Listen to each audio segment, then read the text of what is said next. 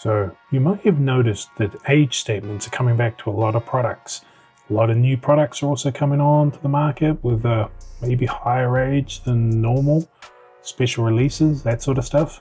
Is this a good thing, bad thing, money grab? Well, let's talk about it.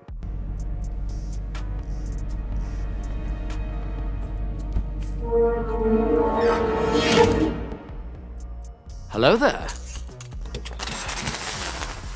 Colonel Header.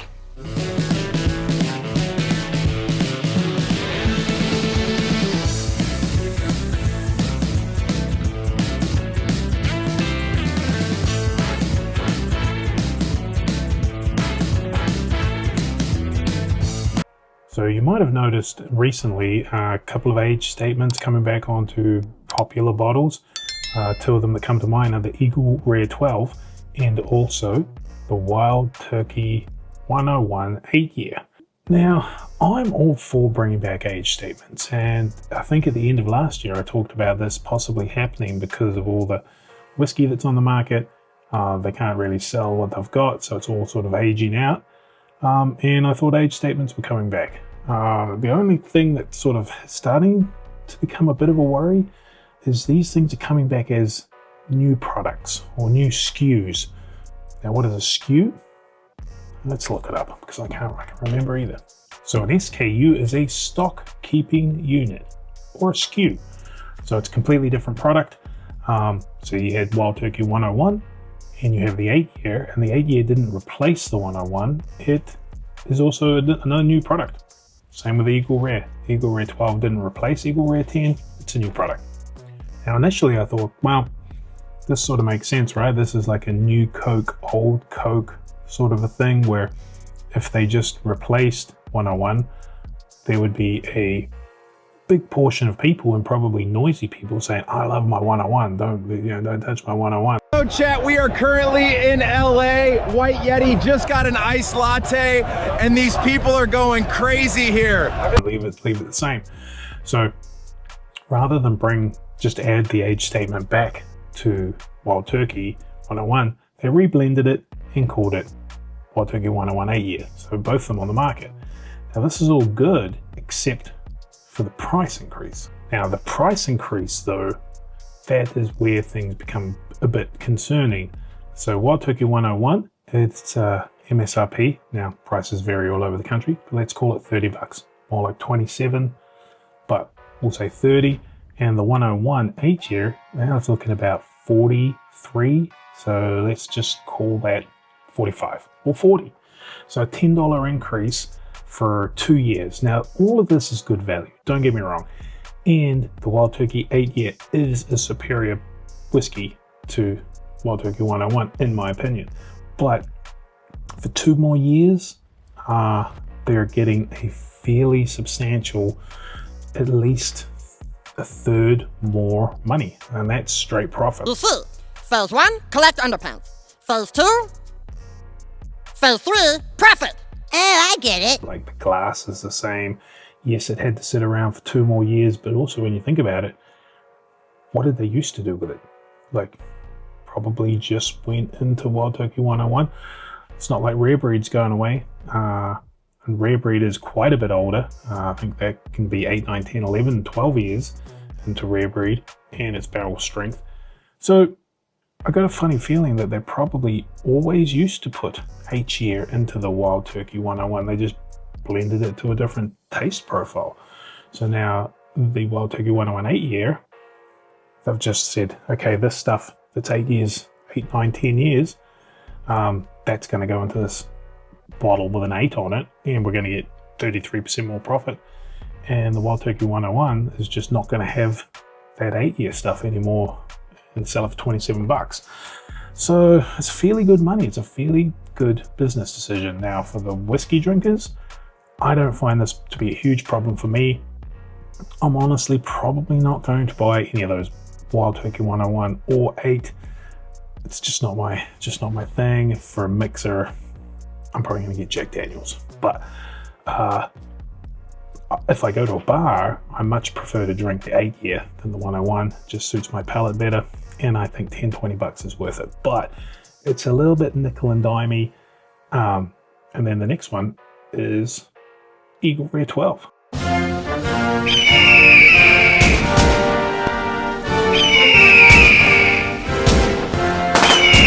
Same sort of thing.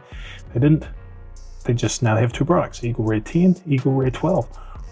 What used to happen with all the 11 and 12-year-old Eagle Rare, it just went into Eagle Rare 10, didn't it? Because 10 is the minimum. So I just feel that they're squeezing up their ranges, creating a new bottle, charging, and it's only dollars, right? It's 10, 20, 30. It's not much, but it's just nickel and diming and adding on and adding on. You can also say sort of a similar thing for the old Fitz 7. How much different to larceny is it? Obviously different taste profile. Once again, far superior to larceny, but more expensive. Now the proof on this is different, but you've got to wonder, what were they doing with all these barrels? It was probably just going into larceny, either barrel proof or the non-barrel proof stuff. And I suppose one interesting thing is, what do you think is going to happen to the quality? Say the quality of Eagle Rare 10. It's already, I feel, it hasn't dropped as much as, say, Blanton's. Blanton's is the perfect one. But what's going to happen for the quality of Eagle Rare going forward when they're not putting the 11 and the 12-year stuff into 10? They're putting it into 12. But like I say, with Blanton's, the age on the Blanton's has definitely dropped, and I believe you can taste it by just finding a Blanton's that's 2 or 3 years old, it's better. Find a Blanton's that's 5 or 6 years old, better again. You just keep going back. There was just more older age barrels they put into this stuff, and older doesn't always mean better, but I think when you're talking in this 4, 5, 6, 7, 8, 9, 10 years, it does. It sort of gets better as you get older, but you know, maybe not.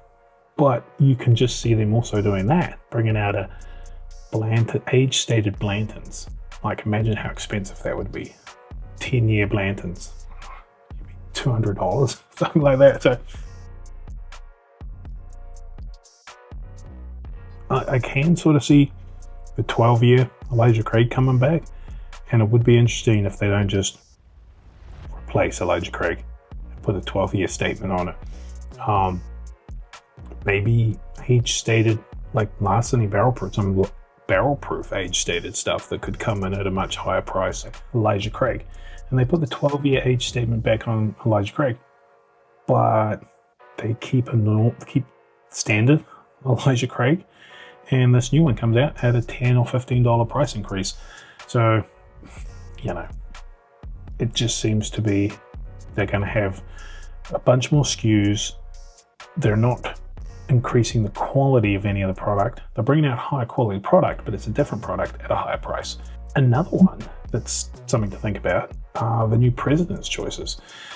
President's Choices are coming out. Now, the President's Choice used to be an elite bottle that was picked. You know, the story was it was picked by the master distillers or tasters or blenders for presidents of companies. And up until maybe 18 months ago, there'd only been 30 barrels-ish ever. And then now we're at 120. So they have increased the quantity of that massively. And prices have gone up. So you're talking $225, $250 out the door for a President's Choice. And from those latest figures, it looks like the ages are going down. Like the ones I got, 101 months. You know, you're talking 7-8 years, barrel proof, Old Forester bourbon that is really, really good. It's cherry picked, right? But if it wasn't going into this President's Choice, what else were they going to do with it? Because the blue labels are more 4, 5, 6 years.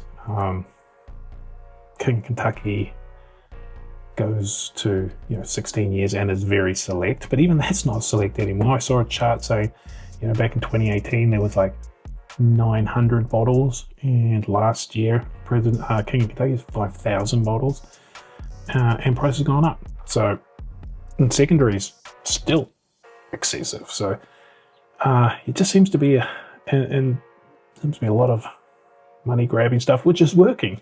it works, right? There was still that huge lineup. The products are still amazing. The President's Choice Rye is incredible. I'm not personally knocking sort of any of this. I just see a thing of like, it's just interesting to me of what were they going to do with that stuff if they weren't just going to blend it into their standard products, blend it into the 1910s, 1920s, and all these barrels are coming out, and these barrels are 6, 7, 8 years. It's not like the expansion maybe just coming online for all this new stuff. So maybe they've just got the extra barrels, but yeah, put a President's Choice label on it, put a blue label on it, $100. Put a white President's Choice label on it. Few more years these days, you know. You might get an old blue label that's 5 or 6 years old, or a young President's Choice at 7. But they're both single barrels, they're both barrel proof, both from the same place. But one, the distillery, the bottle is 225 and the other is 89. Massive difference. It will be interesting to see what 1792 does with their 15-year, whether it's going to be a $30, $40 jump from the 12. 3 years, $30, $40. Doesn't sound like much, but as a percentage of profit, it's got to be huge. Huge. Huge. That is huge. I have a huge company. Huge. Bit of not a concerning trend, you know, everyone's got to make money, distilleries got to make money. I don't think it's a huge problem for me.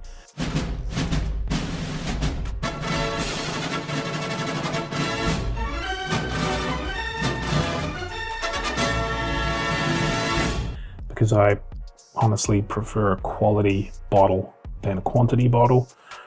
But these things are coming out with age statements that are not replacing the existing products. They're in another product. So what do you guys think about that? Do you think this is a problem? Do you think that, you know, a bit of a money grab? Let me know in the comments.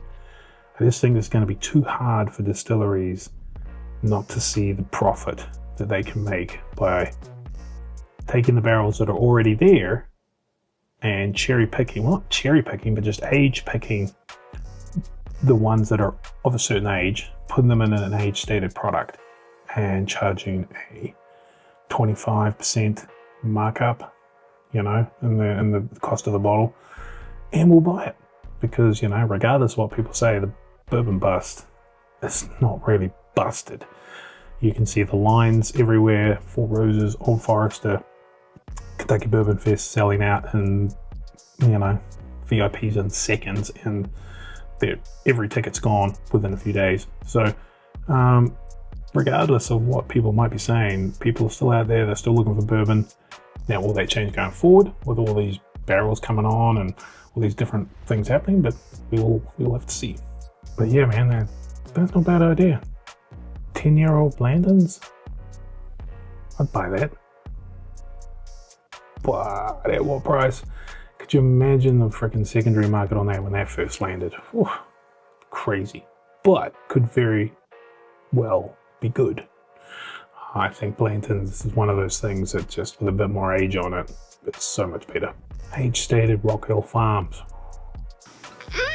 So good and tasty.